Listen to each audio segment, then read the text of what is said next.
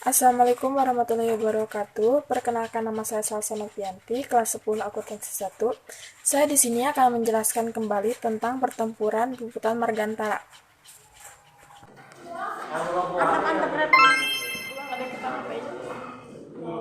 Sejarah perang mempertahankan kemerdekaan Republik Indonesia di Bali terwujud dalam Puputan Margarana tanggal 20 November 1946. Ini adalah pertempuran habis-habisan yang dilancarkan kaum pejuang dan rakyat Bali melawan pasukan Belanda yang ingin berkuasa kembali. Puputan Margarana merupakan salah satu perang terdahsyat yang terjadi di Bali pada masa revolusi Visi. Perang ini dipimpin oleh Letnan Kolonel I. Gusti Ngurah Rai.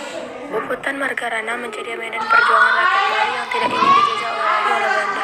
Dalam bahasa Bali, puputan dapat dimaknai sebagai perang yang dilakukan hingga mati atau sampai titik darah penghabisan. Sedangkan Margarana merujuk pada lokasi pertempuran yang kini menjadi kecamatan bernama Marga di Kabupaten Tabunan, Bali.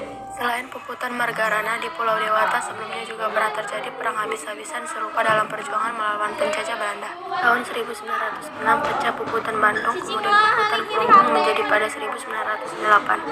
Kemerdekaan yang diproklamasikan tanggal 17 Agustus 1945 bukan berarti Indonesia langsung dapat menjalani kehidupan sebagai negara yang merdeka dan berdaulat dalam situasi aman dan damai.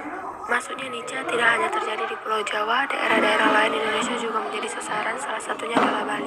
Marwati Djonet Polponegoro adalah kawan-kawan dalam sejarah nasional Indonesia ke-6 2008. Jelaskan bahwa tanggal 2 Maret 1946, 2 batalion pasukan Nica mendarat di Bali. Semula kedatangan mereka bertujuan untuk melucuti senjata tentara Jepang.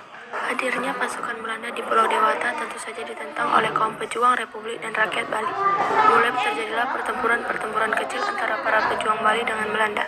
Nica mengajak perundingan melalui surat dari Letnan Kolonel J.B.T. Konik kepada I. Gusti Ngurah Rai selaku Kepala Divisi Tentara Keamanan Rakyat TKR untuk wilayah Sunda Kecil atau Bali dan Nusa Tenggara dan sekitarnya. I. Gusti Ngurah Rai dengan tegas menolak perundingan tersebut. Ia menegaskan selama Belanda masih menginjakkan kaki di Bali, perlawanan pejuang dan rakyat akan terus dilakukan. Tanggal 19 November 1946 malam hari, senjata prajurit Nica yang sedang berada di Tabanan direbut oleh tentara rakyat pimpinan I. Gusti Ngurah Rai. Aksi ini membuat Belanda murka. Pagi-pagi buta tanggal 20 November 1946, Belanda mengerahkan pasukan dan mengepung desa yang menjadi pertahanan tentara rakyat Bali. Terjadilah aksi tembak-menembak yang membuat Belanda agak terdesak. Belanda terpaksa mengerahkan seluruh kekuatan militernya yang ada di Bali ditambah mendatangkan pesawat pengebom dari Makassar. Meskipun dikepung dan kalah jumlah prajurit maupun persenjataan, I. Gusti Ngurah Rai dan pasukannya serta rakyat Bali pantang menyerah. Mereka bertekad tidak akan mundur sampai tetes darah terakhir.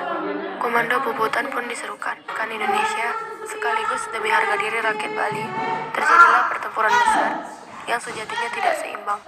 Pasukan Bali yang berjumlah kurang dari 100 orang semuanya gugur di medan laga, termasuk I. Gusti Ngurah Rai. Namun, Belanda juga mengalami kerugian besar.